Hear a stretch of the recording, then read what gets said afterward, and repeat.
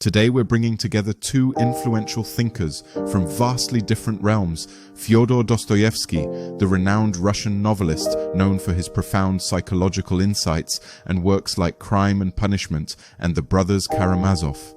Sigmund Freud, the father of psychoanalysis, who revolutionized our understanding of the unconscious mind. Dostoevsky explores themes of existential guilt and redemption through his complex characters, while Freud will offer his psychological perspective on these literary works, analyzing the characters' hidden conflicts and the deeper layers of the human psyche they reveal. Let's dive into this discussion and see how their views on human nature, suffering and meaning intersect. Freud, you often speak of hidden desires, repressed urges, and the conflict between the id and the superego. But what of the soul? What of the struggle between good and evil within us? Consider Raskolnikov from Crime and Punishment. He believed himself above moral law, free to kill without consequence. Yet, after the murder, he is haunted, not by the fear of punishment, but by something deeper, something that torments his very being. Could it be that there is more at play here than just the psyche rebelling against itself? You describe Raskolnikov's torment as if it were the voice of some higher power, Dostoevsky. But what if this torment is merely the superego's way of punishing him for transgressing internalized moral codes? The soul you speak of. What if it's simply a construct, a way to make sense of the inner chaos we all experience? Can we truly know what lies at the heart of these struggles, or are we bound to interpret them through the lens of our own illusions? And what if these illusions are more real than the reality you describe? What if, in abandoning them, we lose more than just our peace? We lose our very humanity. Raskolnikov's guilt is not just a product of societal norms, it's a cry from the depths of his soul, a realization that he has severed himself from the source of all meaning. Can we really reduce this to a mere psychological conflict? But is this source of all meaning not another illusion? We create these narratives, these grand stories to make sense of our suffering. But what happens when these stories fail us?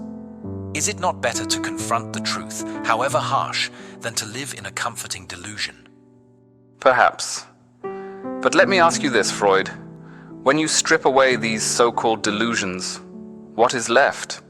Raskolnikov thought he could live without moral boundaries, without faith in anything greater than himself. And what did he find? Torment and despair. He believed he was free, but he was enslaved by his own emptiness. Doesn't this suggest that our need for meaning is deeper than any psychological theory can explain? You touch on an important point. Raskolnikov's suffering does indeed go beyond the psychological. It's as if he's searching for something that can give his actions a higher justification, something beyond the self. But this brings us to another one of your characters, Ivan Karamazov, who faces a similar struggle but takes it in a different direction. Ivan, in The Brothers Karamazov, believes that without God, everything is permitted. He rejects any higher moral order. But when his half-brother Smerdyakov murders their father, Ivan is consumed by guilt, not for the act itself, but for the ideas he has espoused. This suggests that even in rejecting God, he cannot escape the consequences of his own beliefs. Dostoevsky, what do you think drives this kind of guilt? Ivan's torment is the realization that his ideas have a life of their own, that they can lead to actions beyond his control. His guilt is not for what he has done, but for what he has thought, for the nihilism he has spread. He is haunted by the awareness that, in denying God, he has denied his own moral responsibility. It's a kind of existential guilt, a burden he cannot escape because it's tied to his very being. It's as if Ivan's mind is punishing him for betraying some fundamental truth about himself. But does this guilt not also reflect a deeper conflict within? A clash between his desire for absolute freedom and his need for a moral anchor. It's almost as if his rejection of God is a rebellion against something he cannot fully detach from. Exactly. Ivan cannot sever himself from the moral fabric of the universe, no matter how hard he tries. His guilt is a recognition that, in rejecting God, he has rejected a part of himself. But what you call the superego, I would call the voice of conscience, something deeper than societal conditioning. It's an innate sense of right and wrong that we cannot escape, no matter how much we try to rationalize it away. But is this conscience not just another form of repression? A way for the mind to punish itself for desiring what it believes it shouldn't? Perhaps this is why Ivan's guilt is so tormenting. It's not just a conflict of ideas, but a war within his own psyche. And what if this war within is a reflection of a greater war outside? A struggle not just between ideas, but between faith and doubt, between belief and nihilism. This is the struggle that defines our age, Freud, and it's a struggle that is tearing people apart. You speak of a struggle that defines our age, Dostoevsky, and I see it too. People are grappling with the loss of old certainties, the collapse of traditional beliefs. But is faith really the answer? Or is it just another way to avoid the uncertainty that defines human existence? Your character, Alyosha, Ivan's brother, finds solace in faith. But is his peace built on truth or on a comforting illusion? Alyosha represents a different path, a path of acceptance, of humility. He embraces suffering, not as a punishment, but as a way to connect with others, to bear their burdens as his own. He believes that through suffering, we are brought closer to the divine. But faith is not an illusion, Freud. It's a way of seeing the world, of finding meaning even in the midst of chaos. Without it, we are left with nothing but despair. But is this meaning real, or is it something we create to make life bearable?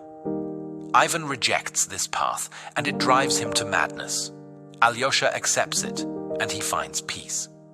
But is peace built on faith truly peace, or is it a fragile construct that can crumble at any moment? And what if this construct, as you call it, is what sustains us? What if, in abandoning faith, we lose more than just a belief in God? What if we lose our very ability to find meaning, to connect with others, to love? This is the question Ivan wrestles with, and it's the question that haunts modern man. Can we live without faith, without something greater than ourselves? And what if the answer is yes?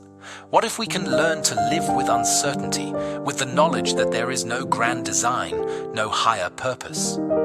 What if we can find meaning not in some external force, but in ourselves, in our relationships, in our ability to understand and accept the world as it is? You see suffering as something to be healed, something to be alleviated. But what if suffering is the only way we can truly know ourselves? Raskolnikov, Ivan, even Alyosha, they all suffer deeply. But through that suffering, they come to understand the truth of their existence. Raskolnikov, in his torment, finds the strength to confess, to repent. He discovers that he is not a Napoleon, but just a man. And it is in that realization, in that suffering, that he is redeemed. But is redemption worth the cost, Dostoevsky? Is this suffering necessary, or are we merely inflicting it upon ourselves? My patients suffer too, but I see it as a symptom, not a cure. They are not seeking redemption. They are seeking understanding, a way to live with themselves without being torn apart by guilt and despair. Can we truly ask people to suffer for the sake of some higher truth? And what if understanding is not enough? What if there are things that cannot be understood, only endured? My characters are not just seeking answers. They are seeking meaning in the midst of chaos. They are willing to suffer because they believe that through suffering, they will find the truth. Perhaps. But is this belief in suffering as a path to truth not itself a dangerous idea? If we accept suffering as necessary, do we not risk glorifying it, even seeking it out, rather than working to alleviate it? Are we not responsible for reducing suffering wherever we find it? Yes, we must reduce unnecessary suffering. But what of the suffering that we cannot escape? The suffering that is part of being human? Can we really avoid it? Or must we learn to embrace it, to find meaning within it?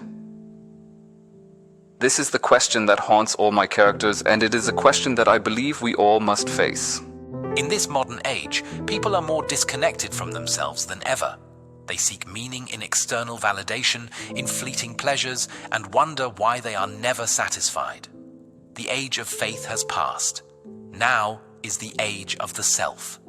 It's a painful process, but necessary. They must learn to live without illusions. And what if they cannot? What if the self, stripped of all illusions, finds nothing but despair? The abyss stares back, Freud. It's a terrifying thing. I fear that in losing faith we may have lost more than just God. We may have lost ourselves. Perhaps. But it's a risk we must take. The old gods cannot save us.